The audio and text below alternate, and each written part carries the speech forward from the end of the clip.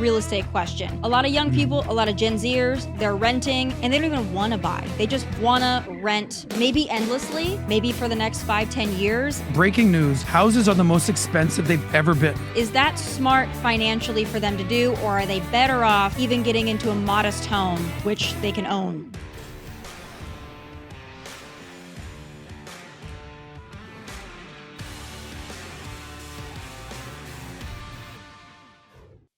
Joining me now, I'm excited about this one, PBD Podcast co-host and financial expert. I have a lot of questions. Adam Sosnick joins me. Adam, I gotta say, I just got done talking to a liberal and they told me that the economy sucks, inflation is up, everything's more expensive, the economy's in the tank, the apocalypse is coming. So I have to naturally go to you, and as a financial expert, are things really in the toilet? Has President Trump destroyed the economy in the world? Well, everything's about your mindset. So I made money under Bush. I made money under Obama. I made money under Trump. I made money under Biden. It's everything. If you're looking to be for a scapegoat, if you're looking for the president to come in and save you, or the government to come in and save you, you've opened the wrong door. You can only save yourself, and you can only save yourself, and you got to save that money. So no, the economy's doing just fine. Inflation is at 2.5%, a little bit over that, 2.5%. Stock market all-time high, Bitcoin all-time high. Prices of homes are all-time high. If you're looking to buy a home, that might be a challenge. But pessimism seeps into the liberal woke mind, and it will not let go. So no, the economy's doing just fine. Yeah, and again, things could be better, I'm sure, but I think we're on track. We talked about this when we did the podcast a few weeks ago in Fort Lauderdale. Had a great time with you. Thank you for being here. I had a great time. And these things take time. I have a lot of questions for you, and they're going to kind of be all over the map because I know you've got a lot of expertise and people, they need a little bit of help. But I want to pick up kind of where we left off on one of our discussions a few weeks back. We had mentioned people spending a ton of money on like luxuries like Starbucks. And you shared an anecdote where, you counsel people on how they can better save money or invest money. And you're saying like, hey, look at your bill each month. And if you're spending all this money on Starbucks, that's a great place to start. And I agree with you wholeheartedly. What do you tell those people that say, well, that's my little treat, that's my little luxury, that's my me time, Adam?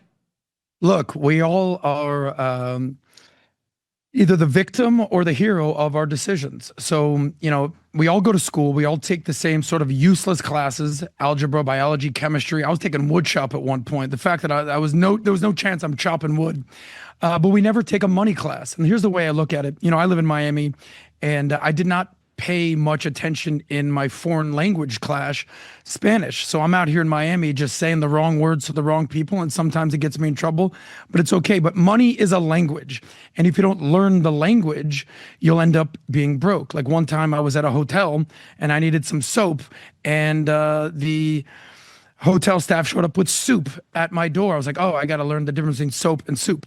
So when you learn the language of money, and now what I try to do is talk in a language that everybody can understand. If you don't learn money, we all enter the real world and you'll fail the final exam. So here's how it works. We learn about mitochondria in Spanish class, but we don't learn about budgeting. We don't learn that your income minus your expenses is a budget. So within your budget, you have what I call your big three expenses: your housing, your transportation, and your food and beverage. And it goes in that order. Now, your food and beverage should be about 10 to 15% of your overall budget.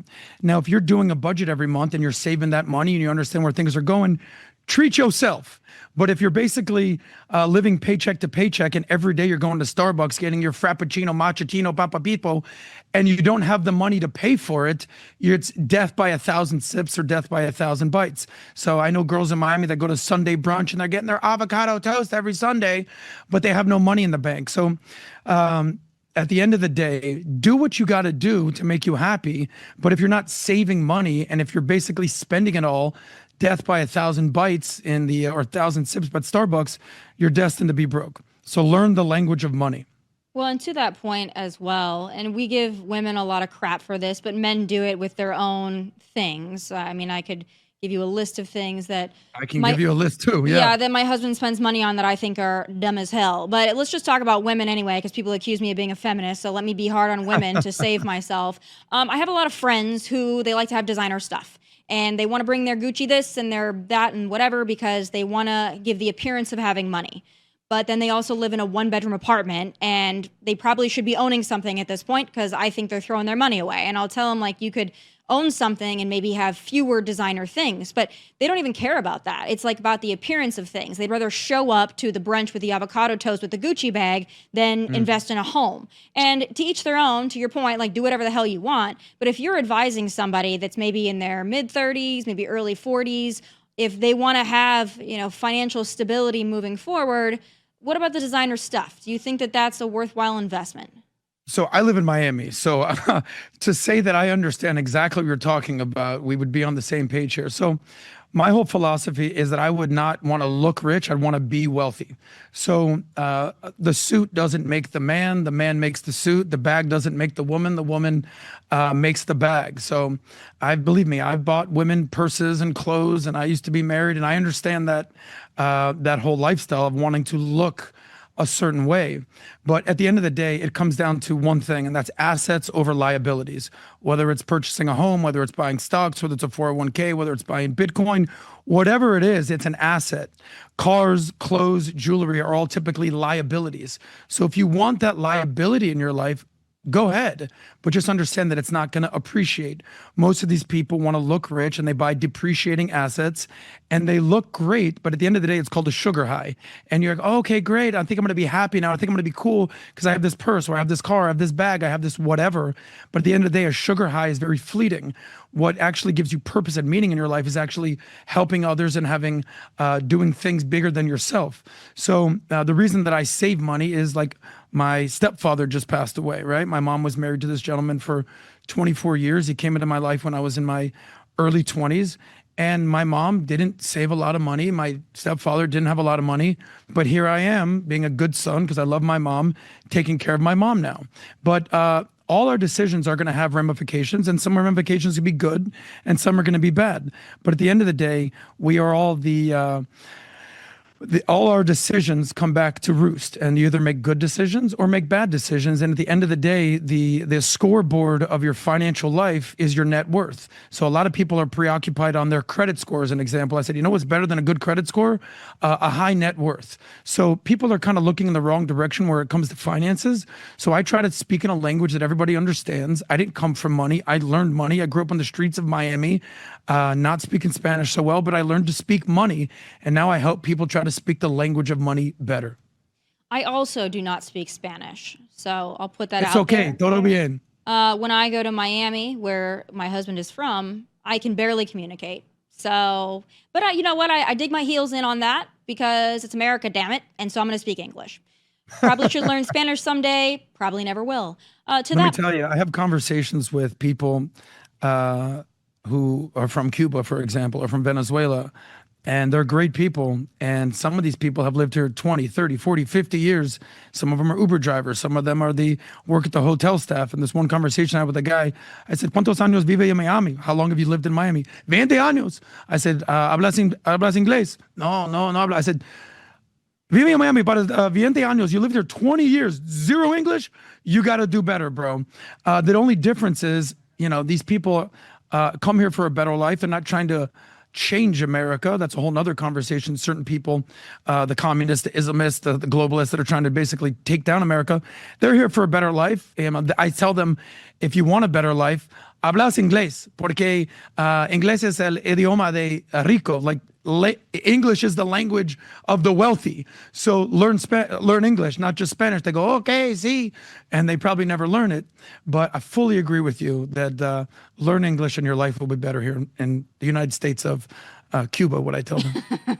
Yeah, you're right about that. To the earlier point, I get a lot of flack because I'm cheap as hell. So I didn't grow up. Frugal is better than cheap. Yeah, well, frugal, that's what I am. But I am the kind of person that I will, and I have, money at this point in my life, but I didn't grow up wealthy. So I still live like I'm not wealthy. And I will unplug the phone charger because I'm like, listen, if this is sucking electricity, that's needless. So that's my thing. Like I will saving that money on electricity. I will go on around and unplug everything. And, the people in my life hate it, but I do it. If I go to someone's house, I will unplug their stuff because I'm just helping out. I'm frugal. That's me. You're a philanthropist. You're helping people save money. Exactly. That's how I feel too, Adam, but they don't see it that way. At a time. That's my point exactly. All right, question for you right now in this market, a real estate question. A lot of young people, a lot of Gen Zers, they're renting and they don't even want to buy. They just want to rent, maybe endlessly, maybe for the next 5, 10 years. Is that smart financially for them to do, or are they better off even getting into a modest home, which they can own? So the realtors are not going to like this answer. Rent, rent, rent, rent. Now, I've never bought a piece of property in my life. Now, the realtors are like, "Are you crazy?" I don't like talking about money, like my money, but I feel like it's the right thing to do is say that I've become very successful. I've made millions of dollars and I've never bought a piece of property. But with all the money I've saving on a mortgage and HOA and maintenance and taxes and fees, I've pumped in a lot of money into appreciating assets like my investment account, my Roth IRA, my 401k, my index funds, my ETFs. So the American dream has shifted.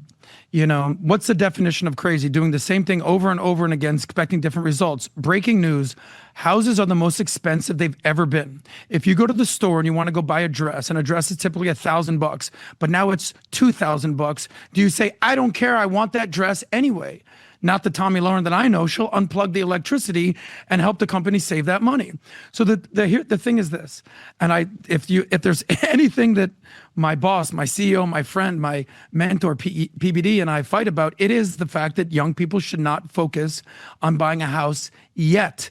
If you're married, you have kids, and you know the neighborhood you want to live in, and all that fun stuff, go ahead, check the classifieds, get with your realtor, check the MLS, and go looking for houses. But if you're young, you're up and coming, you're not married, you're single, don't waste your money on a mortgage. You don't need it. You might be moving. You might be moving to Austin or Boston. You're coming to Miami. You might be going to Miami, Ohio. You don't know what the future holds. The reason for buying a house is to have permanency. Typically, you don't move into a house and then try to flip it like it's a day trader and a stock investment. So am I against buying real estate? No, I buy real estate. It's called REITs, REITs, REITs, Real Estate Investment Trust. I own a bunch of them. Why do I own that? Because I'm not trying to fix the plumbing. If the AC goes out, I'm not trying to fix the AC.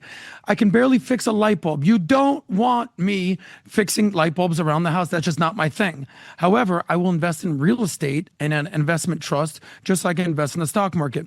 In my opinion, if you do apples to apples, stock market will double real estate investments over time. Not my opinion. Check the math. The historical rate of returns for the stock market is about 10%. The historical rate of returns for real estate, just your house, about 3 to 5%.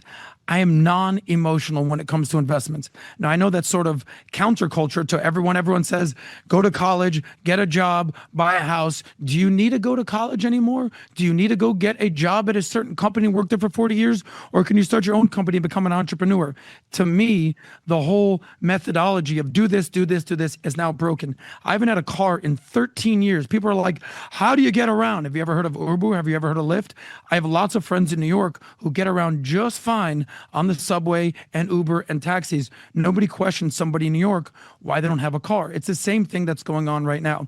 Last point right here. Did you ever read a book, Tomi, called Who Moved My Cheese? I read it in high school. You ever heard this book? Mm-mm. So the premise is this. There's these two mice and they're in a maze, and every day they show up and the cheese is there for them. And what happens is one day someone moved the cheese. And then you have mouse A over here who goes, hold on, what's going on here? Where's the cheese? What do I do? And he makes a decision to go out and find more cheese. The other mouse is basically like, look, man, I'm just going to wait around because I'm used to the cheese being here. A day goes by, a week goes by, a month goes by. This guy's starving and he had to basically adapt. You ever heard of Darwinism? Adapt or die. The problem is this: adaptation and pivoting will lead to success. If you're just sitting around waiting for your income to go up astronomically or for house prices to go down astronomically, you're going to be waiting a long time. Until then, if you're young, get a roommate, split the rent, split money with your girl, whatever it is. I'm not saying that everyone should do this, but the definition of crazy is doing the same thing over and over again. And if you can't afford a house and if you can't pay for it on your own, what are you going to do? Sit around and cry about it? No, pivot and invest in appreciating assets. Next thing you know, invest in your 401k, your Roth IRA, your brokerage account. Your 10 grand just turned into 20 grand 5 years later. Now you have enough money for a down payment, let's say. But in my estimation, this is not for everybody. If you're young, you're working on your career, Focus on your money, focus on your income, not the four walls around you. Well, that's great advice. It's a little surprising, but I love it. I love a twist. So another question for you too, because I like to pick on the young people.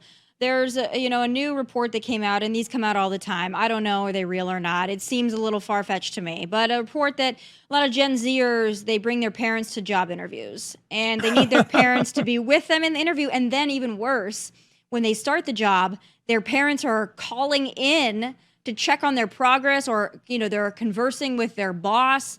That to me is so weird. It's so bizarre. I feel like it's not actually happening, but as reported, apparently that's what Gen Z is doing. So you mentioned getting your career, off to a good start. Do you think having your parents there to help guide you, is that an asset or a liability? Would I ever bring my mom to a job? Mom, come in here. I need your help right now.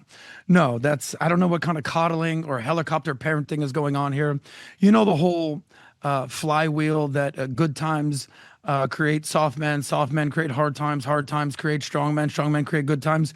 We're in the ecosystem of weak men create hard times. And Gen Z, unfortunately, and I'm the oldest millennial, I think you're a millennial as well. I remember when teachers would hit us or pull our ears. I'm not saying that I'm not advocating for teachers or parents to hit their kids, but sometimes that's not a bad thing. So there's a lot of soft kids that have not been raised by the real world. They've been raised by screens, and a screen, if you say the wrong thing, won't hit you. Drake, the rapper, had once at one point said that trigger fingers turn into Twitter fingers. There's a lot of fake tough guys or keyboard warriors out there who have never been punched in the face. And again, I'm not advocating for violence, but I was an athlete in high school. I played football. I played college football. And sometimes bullying will toughen you up. And there's a lot of weak, soft, young men out there that need to be slapped around a little bit. And here's just a case example of, Mommy, my boss is being mean to me. Will you come in and talk to him? No, son, take it like a man. I'm not coming into your job interview. Toughen up, rub some dirt on it. And I think men in America could use a lot more of that advice than, Mommy, show up to help me at work. Yeah, well, I agree. I say that too, and they call me, again, a feminist. So I'm glad that you said it, not me. I'm not allowed. I've been told I'm not allowed to criticize men because that makes you a feminist. You can criticize everybody. I criticize men, women, children, black, white, yellow. Anyone can get it. Well, I agree with you. It's equal opportunity. Let's stay in that vein then. There's also another report that says that people don't want to come back to work. They want to keep doing remote work. And about half of people said that if their job required them to come into the office 5 days a week, they would quit. So Marcus Lemonis was on America's Newsroom this morning, and he was asked that question, and he said, listen, I feel like these people, their bluff needs to be called, because are you really going to quit your job if they make you come back in? Like, if you can't pay your bills, you're probably going to suck it up. But what's your response to that? Do you think that remote work should be offered? What do you think is the best method of getting people back in the office? Or maybe not. Maybe they shouldn't even be in the office. I don't know. So remote work, everything in life comes down to leverage. Who has leverage in this situation? During COVID, we realized that the workers had all the leverage, not the employers. The employees had the leverage. Hey, I literally can't come in. Like, my state's on locked. I can't come in. And then what happened was during remote, we started to see people, like weird stories out there, Tommy.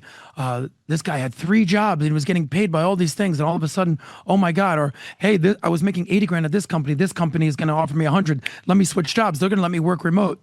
But leverage has been taken back, and the employer now has all the leverage. Oh, you don't want to come back in the office? Well, today's your last day. Sorry, buddy. I don't know what kind of games people are being played or they're playing.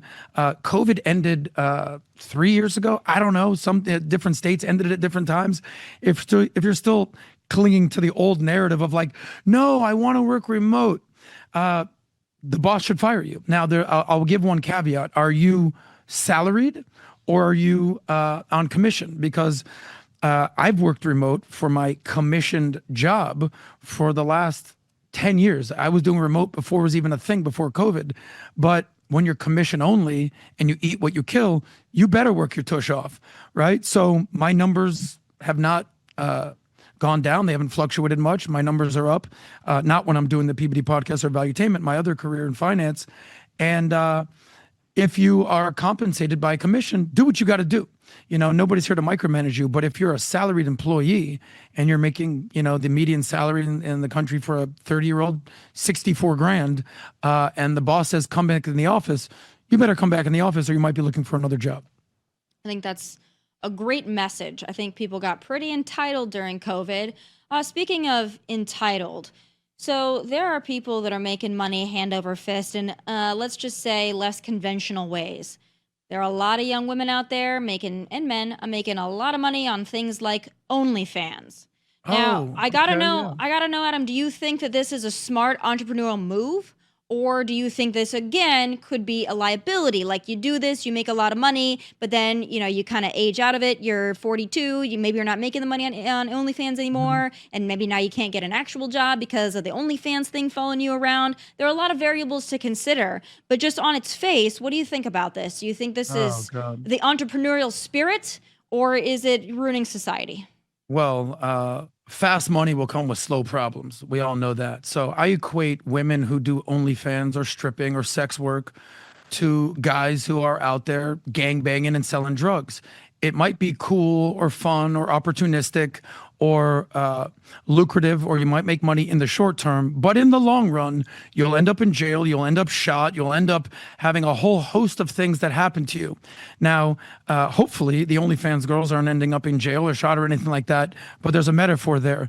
It will come back to bite you in the proverbial butt, because what's going to happen later on in life? Don't forget, the internet is forever. People can do screenshots. I think it is ruining young women. So all these women are making fast money. Good for you if that's what you want to do. But the problems will come back to find you. I'll give you a case example. I saw on Instagram the other day, some girl messaged me, what have you? Hey, how are you? Whatever. I look on the photo and I'm like, oh, she's actually like really attractive. Hey, how are you? I click on her page. I see her page. And then here's the telltale sign. Click link in bio if you want to know more. All right, let's see what the link in bio is. Link in bio would lead to her OnlyFans page, or where you can just tip her for being hot. And if this is the prettiest woman you've ever been around, you kind of have blinders on and you'll look past clear red flags and you'll put up with what I would call nonsense from attractive women. And next thing you know, this OnlyFans girl's living with you. You have a kid with her. She takes half your stuff. And you're like, yeah, you dated an OnlyFans model. What did you think would happen? I know plenty of girls that do OnlyFans. I'm not talking down on them. I would just caution any dude out there, don't start marrying OnlyFans girls because they're hot. Men are visual creatures. We fall in love with our eyes. Women are audio creatures. They fall in love with their ears. I'm going to do this for you. I'm going to take you here. A woman's like, oh my God, he's so sweet. Men fall in love with their eyes. And what happens is you're blinded by beauty. All right, Adam, going off that same thing with the OnlyFans and all that, there's another part of that that's maybe less scandalous, but that's influencer culture. Also, a lot of women making a lot of money being influencers. In fact, I cannot tell you the number of friends that I have that are full-time influencers, and they're making more money than their husbands by being influencers. So kind of the same question here. Should they take advantage of it? Should they quit their day job and just be influencers if they're making the money on it? I mean, what's your financial advice? Well, my first question would be like, what are they influencing? What type of hair, makeup, clothes? I mean, you name it. Mostly hair, makeup, clothes. Well, listen, I don't know if you've noticed, women tend to like hair, makeup, and clothes, and men like women in hair, makeup, and clothes. So go for it. This is not, if they're not doing OnlyFans or stripping or doing any sex work, and this is, I believe in capitalism, the market, free market capitalism. If there's a need in the market or a segment of the market where they want to see beautiful women teaching other women beauty, go for it. Just like fitness dudes are teaching, guys that want to be in shape, how to get in shape. To me, this is the new influencer economy. I just came back from this. It's called Creator Hub. It was just in Orlando. It was an event for creators, And quite frankly, it was all these people making money online. And I was there to genuinely learn because I've made the bulk of my money in traditional sense, not online, in finance, at a desk, in meetings. But socializing used to be the number one way to create wealth and currency, meeting people. But now social media has, in many cases, surpassed socializing. In my humble opinion, it's better to do both. Get out there in the real world, meet people, but also connect online. These women who are starting to make money being influencers, God bless you, right? So I don't see anything wrong with that. When you start showing off a little too much clothes, that's probably where you're going to get into some issues. But if you're doing beauty and you're doing makeup and you're being actually a good person with values and principles and morals, go for it. I don't know. Do you see a problem in it? Tell me what you think. No, listen, I don't see a problem in it, but I do see a problem coming up for Gen Z and even younger. I think it's Gen Alpha, where the number one thing that they want to be is an influencer. And Correct. I think that at some point the influencer economy is going to crash a little bit, because that's the thing about being an influencer. Is the nice thing about it is anybody can be an influencer, but you can't have 20 million female influencers. I just don't think that the market is going to be there long term.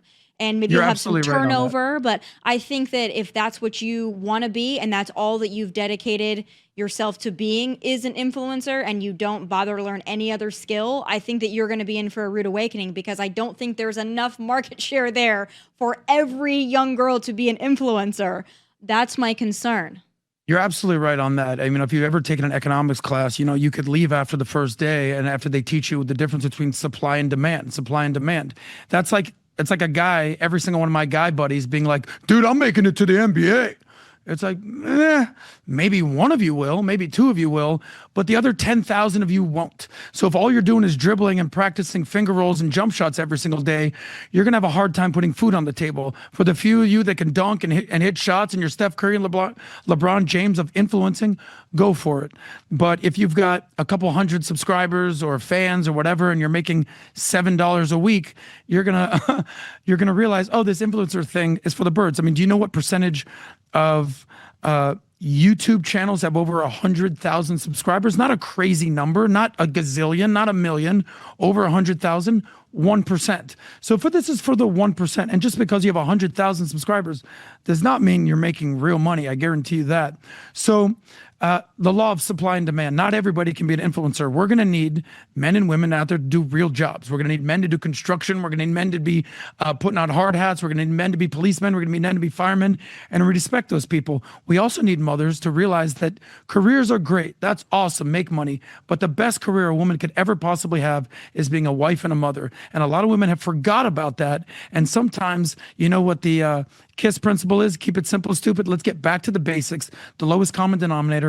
Women are best having children. If women don't cease to have children and be mothers, then society will cease to exist. And I don't know if you heard the news, but officially I'm coming out and saying this. Men don't menstruate and men can't have babies. I know that's shocking, Gavin Newsom, but that's the reality. So make your money, focus on your career, but don't lose sight of the big picture. Well, I think that's a wonderful advice. We ran the gamut on everything there. I do have one last little thing, because it's still confusing to me. Crypto, is that something that's going to be around? Like the Bitcoin and all this stuff, I still don't get it. People have explained it to me 1,000 times. I still don't get it. I still can't grasp it. It still terrifies me. Is this something, people were making a lot of money off this at one point. Maybe they still are. I don't know. Haven't really kept up with it. But do you think that's a worthwhile investment? Well, it depends on what your asset allocation is. And, I'm in Miami, and I remember Miami's sort of the crypto hub or the Bitcoin bro hub of the world. And I remember in 2016, here's a quick little anecdotal story for you. 2016, I had a nice payday from my job, my career, my profession. And I said, look, I'm no longer coming in the office and I'm going to be working remote because I earned it. It's funny, when you work and you earn, you get to kind of make decisions that align with your worldview. And all of a sudden, my buddy, who was, he actually worked for CNN, he worked for CNBC at one point, and he's like, listen, man, this Bitcoin thing is coming, this crypto thing, and this blockchain. And I'm like, listen, I don't know what you're doing with these Betty Bobs and blockchain. I don't know what the hell you're talking about. He goes, listen, I'm telling you, this is the future. Give me $5,000. I'm going to invest it. Okay. I'm like, all right. The next week he comes back, goes, give me another $5,000. I'm telling you, we're going to do boom, boom, boom, boom, boom. Next thing you know, I'm 50 grand into bitty bobs and blockchains and Bitcoin. I'm like, dude, what the hell did I just do? And this was at the height of Bitcoin. So this was now pre-COVID, for a few years, and then the market tanked, and my 50 grand went into 10,000. But here's what I learned, because I grew up during 9/11 and the dot-com bubble, and I grew up I started making money during the Great Recession. What goes down must come up. He's like, I'm so sorry, man. Should I sell it? I go, hell no. An 80% decrease, hold on to it. So that 50 grand that I've held on to, that I bought in Bitcoin, altcoins, whatever, is hundreds of thousands of dollars at this point. Am I going to pretend to be the Bitcoin expert, the crypto expert? No, he is. And I was the one that basically talked him off the ledge from selling. You be the expert, and I will calm your emotions. The point is this. I took probably 2% of my net worth, whatever it was, and I said, let's give it a shot. Everyone has asset allocation. So in your asset allocation, real quick, cash. That's, have cash. Number 2, have a 401k, have a Roth IRA, basic retirement stuff. Then you start getting higher risk type things. Stock markets, right? The ETFs, index funds, basic stuffs. And at the end of the list, you have crypto. It's everything in money is risk and reward. So if you don't want to risk it, keep it in cash, keep it in safe assets. If you're willing to risk it, a lot more reward will come with it. And that's what Bitcoin is, or altcoins, or meme coins, or whatever it is. I don't know the difference between a Trump coin and a this coin and a Doge coin. I couldn't tell you the difference. All I know is that if I'm going to take a percentage of my asset allocation, I take a couple percentage at the end of the line. And if that, it's like gambling. Now, Bitcoin to me is a little bit more substantive and real than Dogecoin.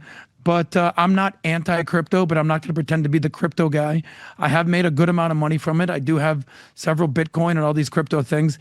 If you don't understand something, don't put all your money in on it. I'll tell you that. But if you understand it a little bit, and you understand money more than a little bit, you understand that this can be rewarding if you play it safe with the majority of your money. So for you, Tommy, I wouldn't necessarily put all your money in Bitcoin or crypto, but it wouldn't hurt you to have a couple bucks in it and see where it goes. I still don't get it, so I probably won't do that. But I will continue to unplug the phone chargers. That's true. But I'll say one last thing. There's a lot of people that don't understand the stock market, right? The vast majority of people that I speak with, they're like, I don't know, the stock market. I want to invest in real estate because I can touch it. I'm like, okay, well, you can't touch your checking account, right? You can't touch your savings account, but it's there. So when it comes to your stock account or your 401k, your Roth IRA, your index, whatever account it is, it's there. And they're like, I don't know, bulls, bears, green, red. Don't let not understanding stock market prevent you from owning stock. And that's the way that I look at crypto. You don't need to be an expert on it, but don't be an ostrich and pretend it doesn't exist just because you don't understand it. And if you don't understand something, you can always call me, Tommy. Okay. They've explained it to me so many times. Maybe the 8th time is the charm on the crypto stuff. Adam, I always appreciate your expertise on all of this. I hope to join you guys back in good old South Florida one of these days. I will still not know Spanish, but in Fort Lauderdale, it's okay. And enjoy sunny Florida, another free red state. Let me know if you're ever in Tennessee. That's true. Todo bien, mi amiga Tomi Lahren. Save that money. Guarda dar dinero. I love it. Thanks, Adam. All right, folks, that does it for this episode of Tomi Lahren is Fearless. Catch full episodes on Outkick.com, Fox Nation, FoxNews.com. Please like and subscribe to the YouTube channel at Tomi Lahren is Fearless. From Nashville, God bless and take care. Hey, thanks for watching. For more of my hottest takes, must-see conversations, and of course, my final thoughts, click right here. And don't forget to subscribe. Just click right here so you never miss a beat. I will be here every weekday, and I hope you'll join me.